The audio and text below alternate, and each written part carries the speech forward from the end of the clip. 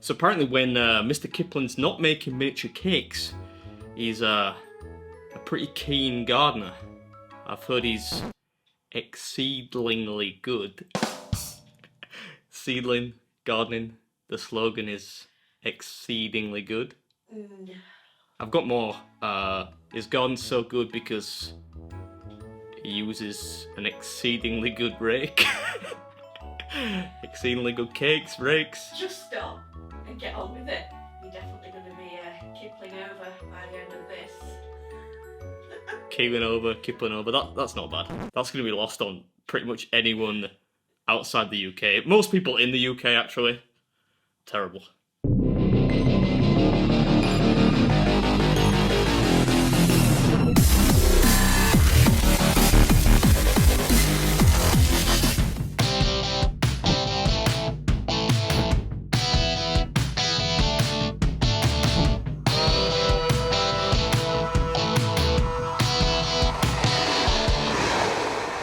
What's up, Beard Army? Welcome back, or if this is your first time watching the channel and you love watching hairy dudes eat tons of exceedingly good foods and of course tell the occasional terrible joke, then you're in the right place, so think about subscribing. I promise it'll be sweet. Anyway, today we're doing another classic British brand. It's also a much requested video. People have been asking me to do Mr. Kipling for the longest time, so we're going to throw up a calorie count on screen. I'm assuming it's around 8,000, but I could be wrong. We got apple pies, Bakewell Tarts, Battenberg, Fondant Fancies, Viennese whirls, and of course, lots of sugary cake slices. But without further ado, this is BeardMeatsFood, and this is the ultimate, exceedingly good Mr. Kipling Cake Platter Challenge. Alright, let's put what? 30 minutes on the clock. As you can see, no expense spared. Bought a new timer just for you. Let's get underway. Where to start? Start with the lemon slices. Nobody likes these things. What's up, Beard Army? Welcome back to another video. Feel bad for lemon slices now. I'm sure somebody out there likes lemon slices. Comment below if you love lemon slices. One thing you've got to say about Mr. Kipling is, as far as convenience food goes, it's always pretty fresh, which is impressive, given it comes out of plastic containers. Anyway, let's do the almond slices next. Yeah, we're about to get nutty. Almond, nutty, get it? Anyway, today we're doing Mr. Kipling.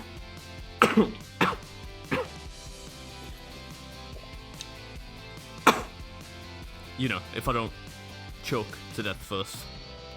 Treacherous almonds.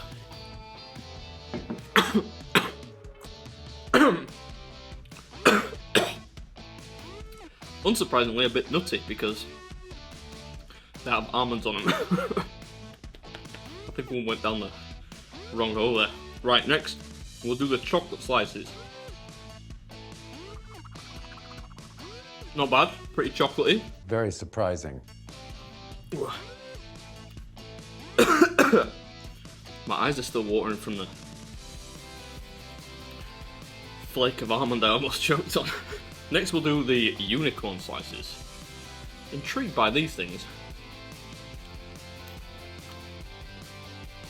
You can really taste the unicorn. I'm just kidding. In case there are any kids watching, these don't actually have unicorns in them. No unicorns were harmed in the making of this video. Yeah, so in summary, still no idea why they're called unicorn slices. Not bad, I couldn't really tell you what they tasted like.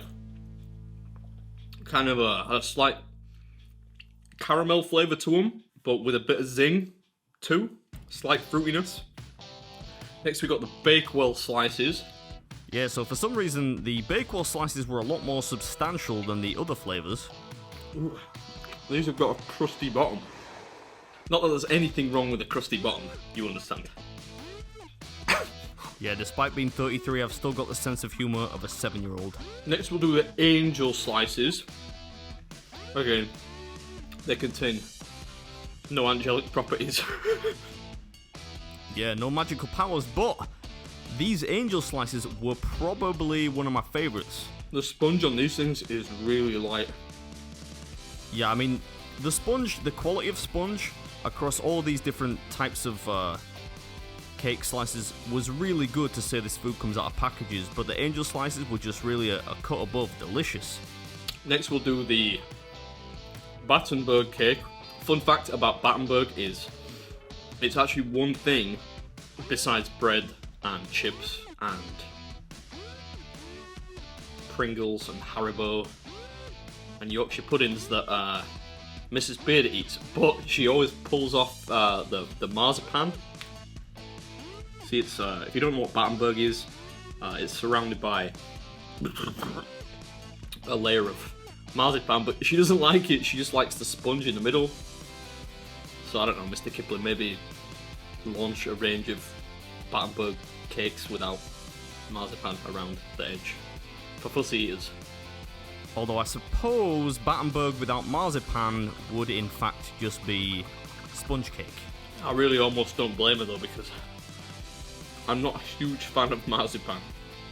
It's very sickly, very fast. Alright, next we'll do these fruity tarts. Everyone wants a fruity tart, right? You're better than that! I guess this one is orange. Look, unbelievable. These things are almost bite-sized. You can almost get them in one bite. Oh. Yep, I think technically that counts as bite size. Anyway, we're moving on now to the Bakewell Tarts. I need to get these down quick because the sugar's already starting to make me feel sick. Right, Bakewell Tart, which is slightly different from the Bakewell Slice because it's in tart form, of course. Lord, what was that sound? The sound of somebody deep-throating confectionery, clearly. Not a pleasant sound. You know, to say they're ready-made, like all this stuff is, the Bakewell Tart's really moist. Really delicious. Let's try the miniature apple pies.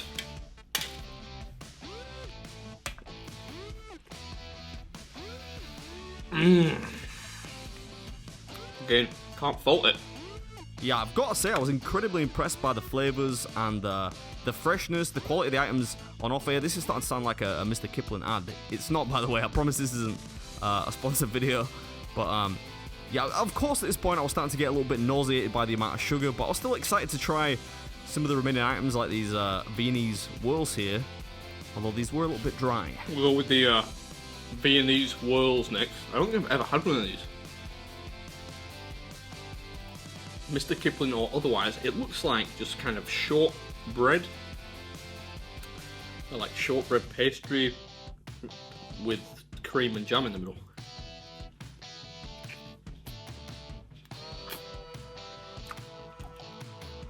That is drier than a Jacob's cream cracker or a saltine or something like that.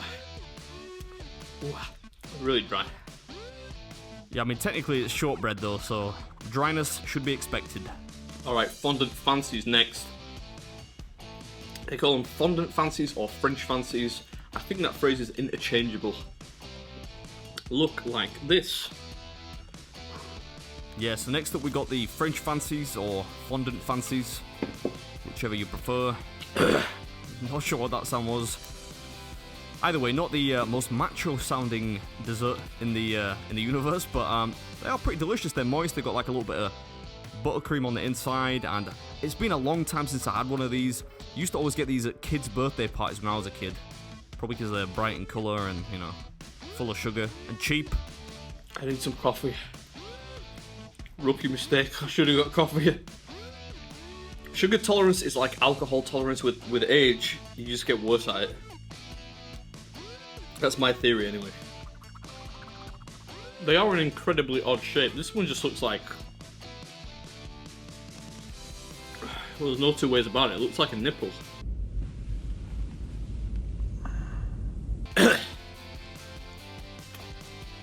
A big, creamy strawberry nipple. My goodness. I really do have a way with the words. Alright, these are called country slices, which doesn't really indicate what's in them. But I see raisins and some kind of sugary chunks on top. A nice ever slight cinnamon vibe.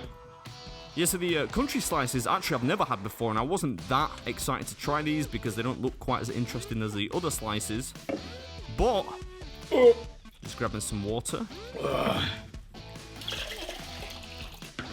Yeah, they were actually pretty delicious. They tasted like a light Christmas cake. Had some real kind of wintry spice flavour to them, which should lead me on quite nicely to the carrot cake slices, which I left to the end.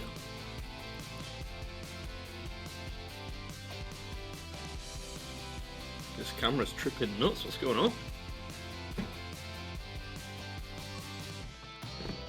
Relax. Yeah, carrot cake is one of my favourite types of cake. I'm not a big cake lover. But if I do eat cake, then carrot cake, top of my list, got to be top 3. Yeah, I love carrot cake. I don't think I've ever eaten carrot cake as part of a video. I could be wrong. These are a little bit dry. If there are any enthusiastic subscribers out there, maybe you could confirm whether or not I've actually eaten carrot cake in a video. Not too sure. But yeah, I decided to end on these since I was probably looking forward to eating these the most. They actually turned out to be one of the least enjoyable. They were a little dry and I don't know, just not quite as moist and fresh as the others, but that was a fun challenge. We're just about to wrap up now. I hope you enjoyed it. I certainly enjoyed it, and I'll catch you next time. Look at that, plenty of time left. This is BeardMeatsFood, and that was the ultimate exceedingly good Mr Kipling challenge. And it was delicious.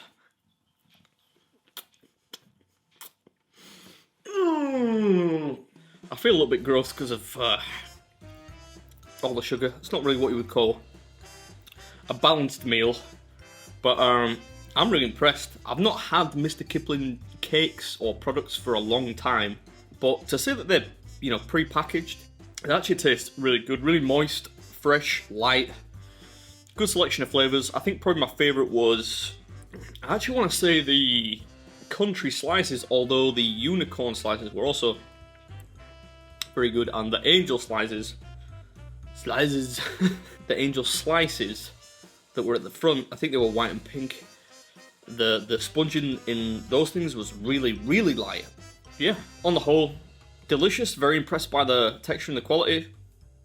Not a sponsored video, although Mr Kipling, if you you know, if you want to send some free sponge my way, then who am I to turn it down? Anyway, thanks for watching. Hope you enjoyed it, and I'll catch you next time.